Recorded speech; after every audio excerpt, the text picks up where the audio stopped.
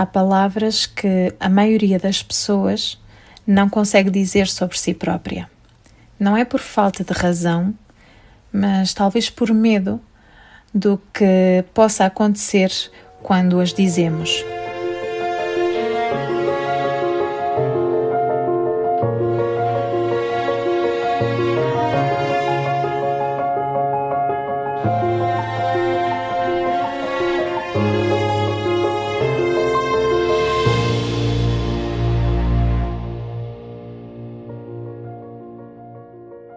Como, por exemplo, sou artista, sou criativo, sou alguém que faz.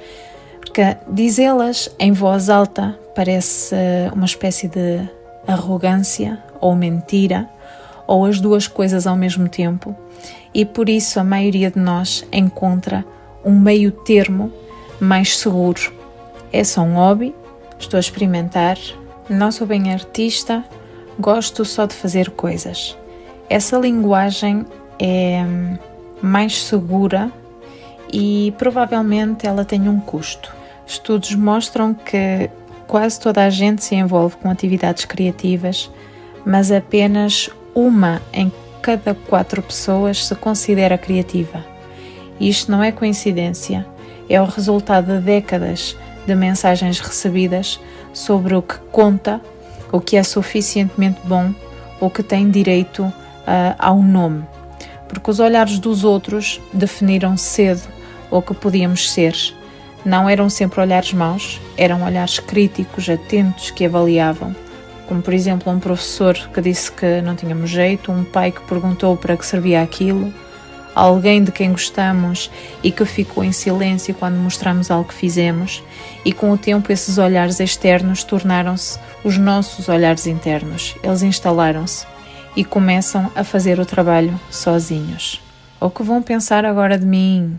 Esta pergunta não aparece depois de fazermos algo, aparece antes. Ela bloqueia antes de começarmos. É o primeiro pensamento, antes da ideia, antes do impulso, antes de qualquer coisa.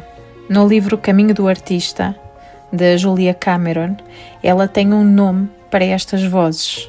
Ela chama-lhes de sensores internos. E diz algo que surpreende quando lemos pela primeira vez, que raramente são abstrações. Por norma são pessoas concretas. Desde cedo somos condicionados a acreditar que a criatividade não é válida a menos que corresponda a padrões externos.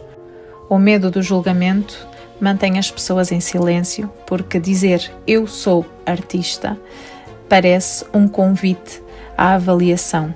E por isso a maioria encontra um caminho do meio. Cria, mas não chama pelo nome o que cria. Constrói, mas não assume como o próprio o que constrói. Vive à margem do que quer ser sem nunca entrar completamente. Julia Cameron tem um conceito que aparece logo no início do livro e que vai moldando tudo o resto. O de que a maioria de nós é um artista ferido.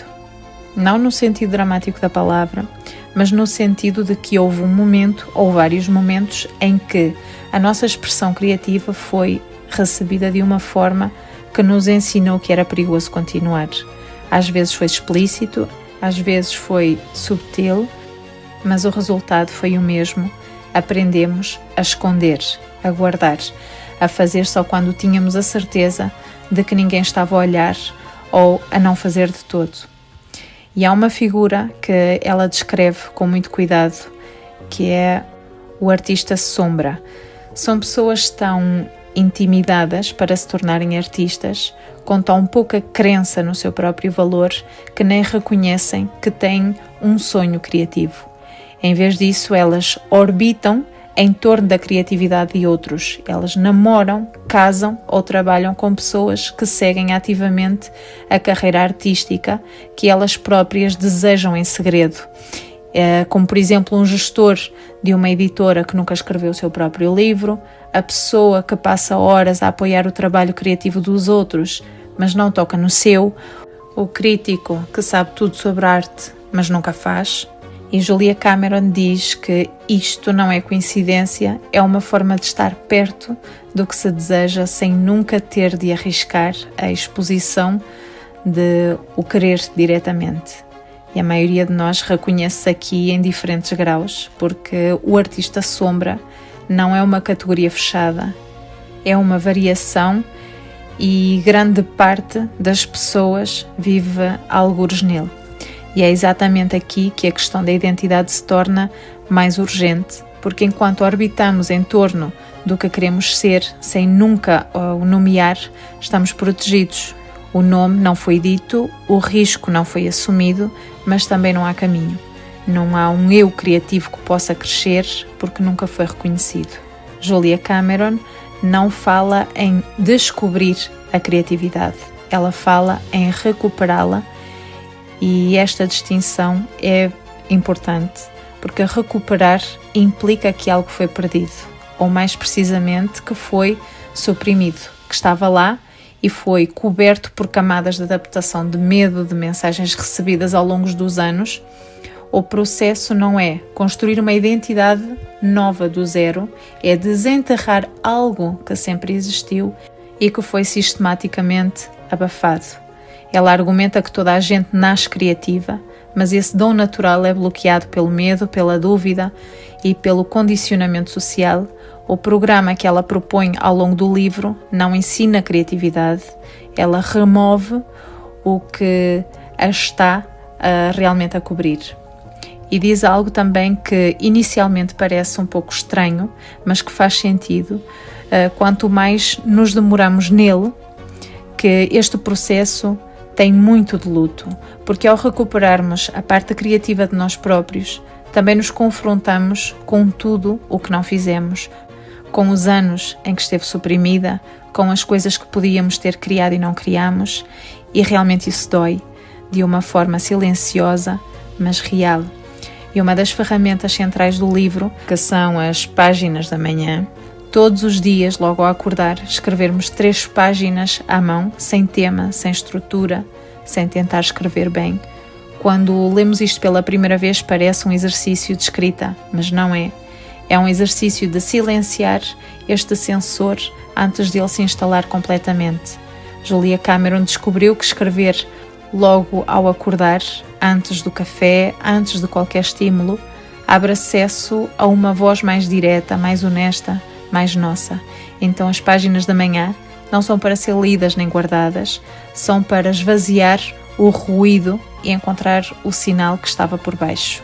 O que costuma aparecer não é inspiração, é muitas vezes uma grande confusão, a raiva de coisas pequenas, preocupações que não sabíamos que tínhamos e por baixo de tudo isso, algo inesperado, que é uma voz que tem uma perspectiva própria sobre as coisas, que quer dizer algo que estava lá há muito tempo à espera de espaço. Mas ela vai ainda mais longe do que silenciar o sensor. Ela diz que a criatividade também precisa de ser abastecida e que a maioria de nós passa anos a criar, a dar, a expressar, sem nunca recarregar essa fonte. E para isso ela propõe o encontro com um artista, que acontece uma vez por semana, sozinhos, e fazer algo que alimenta a curiosidade e o espanto. Não tem de ser grande coisa. Pode ser entrar, por exemplo, numa loja que nunca entramos, explorar um bairro desconhecido, ouvir um estilo de música que não conhecemos.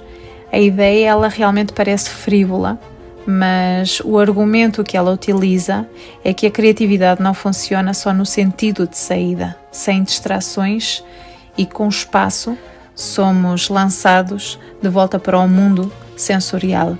Sem nada para nos anestesiar, um simples percurso de comboio torna-se uma galeria, é um esvaziar a vida de ruído que realmente preenchemos quando nos privamos sistematicamente de entrada, exatamente como fazemos, porque somos adultos com agendas cheias e a fonte resseca. E é aqui que chegamos ao ponto central deste tema, em que a permissão para criar não vem de fora. Muitas pessoas passam anos à espera de que alguém de fora valide o que já existe dentro, que um professor diga que vale a pena, que alguém próximo reconheça o que se faz, que o trabalho seja suficientemente bom para merecer o nome, mas essa validação não chega, porque quem está de fora não tem acesso ao que está dentro. Só nós realmente a temos.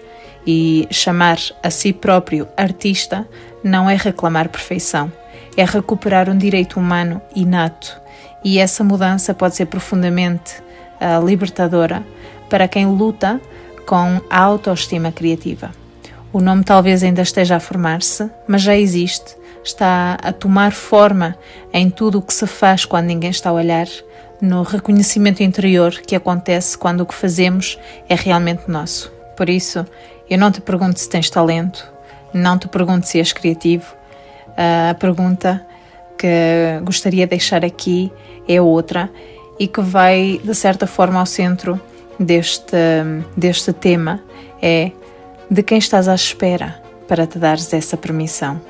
Porque essa pessoa, a única com autoridade real para o fazer, és tu. O nome talvez ainda não esteja completo, mas já existe. Está a formar-se em tudo o que fazes quando ninguém está a olhar, em tudo o que sentes quando algo finalmente sai como deveria, no pequeno reconhecimento interior que acontece quando o que fizeste é realmente teu.